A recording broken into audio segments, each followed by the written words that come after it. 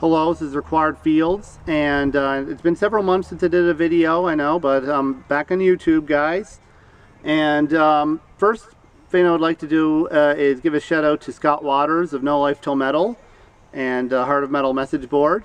On some videos on his YouTube channel, he has did a what spinnings for some albums he's been listening to lately, and a few albums I sent to him as gifts. Some of you who watch his videos may have seen them, but in some videos in the last number of months, he's actually had Autopsy, Severed Survival, a death metal album from the late 1980s, one of the first death metal albums ever, actually. Chastain's most recent album, Surrender to No One, and Wolf Spider, Drifting in a Sullen Sea. All of those are albums that I sent to him as gifts, and he and I want to say thank you very much, Scott, for reviewing those albums on your YouTube channel. And he also has a website, www.nolifetillmetal.com.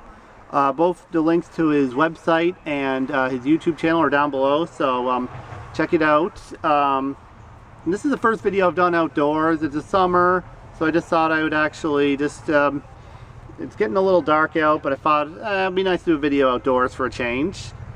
And I'm going to do some Q&A things, just some random questions that I see get asked on a lot of message boards, and some are metal related, some are not metal related, like about entertainment and stuff. If you have any other questions for a future video, you can send me a message or a comment down below, and I'll be and I might actually answer for another future Q&A video. Okay, first thing off, 2015 favorite albums. Well, it's only partway through the year. It's only July now, so the year isn't over. But so far this year, here are two albums that I really enjoy so far. Manila Road, The Blessed Curse. Manila Road have been around since the late 1970s, and they released their first album in 1980 before disbanding in the early 1990s, and then they later reformed and have released a number of albums since then. They've actually become more popular since they got back together than they ever were when they were initially together, thanks to the internet. Very underrated band, and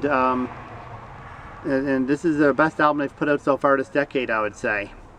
Another album that's going to be on the best of the year list at the end of the year is this one, Gruesome, Savage Land. This is the first album they've put out, and my favorite album by a new band so far this year. And anyways, this is very much in the vein of old school death. It's almost like an album that could have come in between Leprosy and Spiritual Healing. It's kind of like 3/4 Leprosy, 1/4 Spiritual Healing, with some of the leads being a little closer to Spiritual Healing than Leprosy. But yep, you like old school death, get this album. And even though it's a 2015 release, even the back of the album and the CD itself, well, I don't have the CD in front of me, it's in my CD wallet, but even that looks just like an album from the 80s. And the cover art is done by Ed Repka, who has done the cover for a number of classic metal albums. And there's also some albums that are coming out later this year that I'm looking very forward to. And we'll have to see how they turn out. Most recent albums bought. Let's see, the most recent albums I've bought, there's some albums that are I'm waiting for to come in the mail.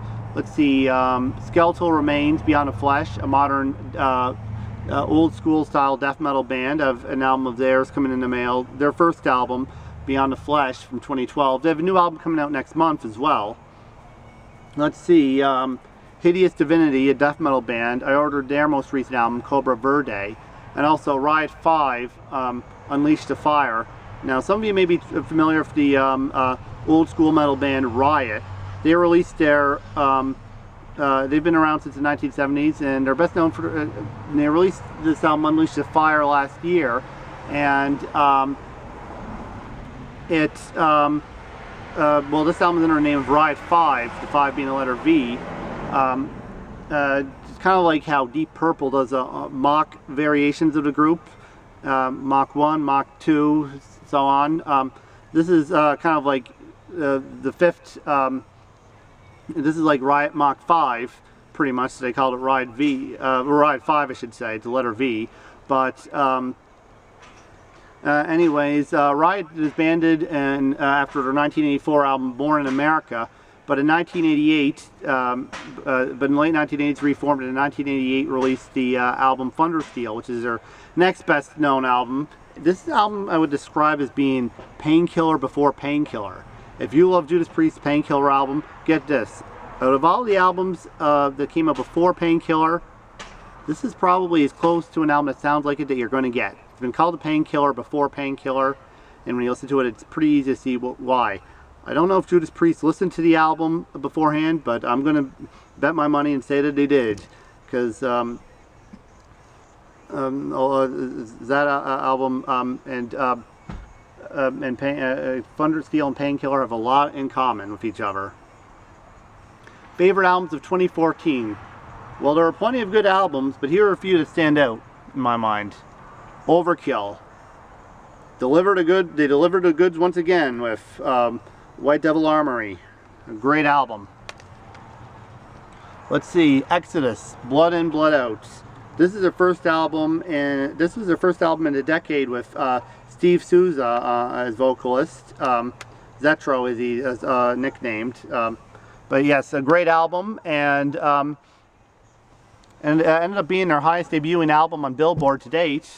The same thing happened to Overkill, actually, of their most recent album, and when they released it last year.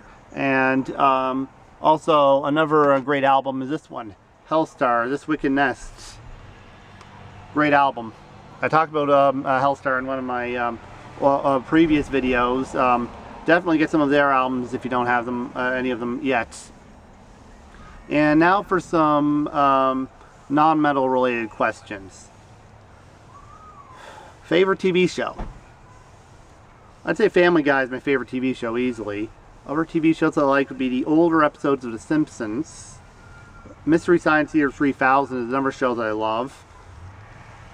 And also the 80s TV show Sledgehammer. I was only a baby when it was on and didn't get to see it until many, many years after it was no longer on the air. But I gotta say, this show is hilarious. Definitely check that show out if you haven't yet. What was the last movie you've seen? Last movie I've seen, didn't care for too much. Terminator Genesis. Didn't really like it much. The first two Terminators are classics. And but I didn't care for this one a whole lot. This is the fifth of the series. Arnold was back in the series. It was nice to see him back, but in the series, but didn't care for as a movie, to be honest. Before that, the last movie I saw in the theater was Ted 2. Funny movie. I laughed quite a bit at it. I thought it was funny. Favorite women that you think are hot? Let's see. Lucy Hale from Pretty Little Liars is incredibly hot. I have to mention her for sure. Kat Dennings is another one that simply must be mentioned. Some other women that I think are hot would be, let's see, Mila Kunis, Rachel Bilson, Lauren Cohan of Walking Dead, Rachel McAdams, Camila Cabello, and Selena Gomez. Funny story about Selena Gomez though. A couple of years ago she was on TV and was at my mom's house, and she said, I am so glad she is no longer dating that jerk.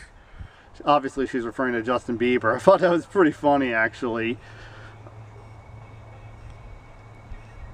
Favorite movie?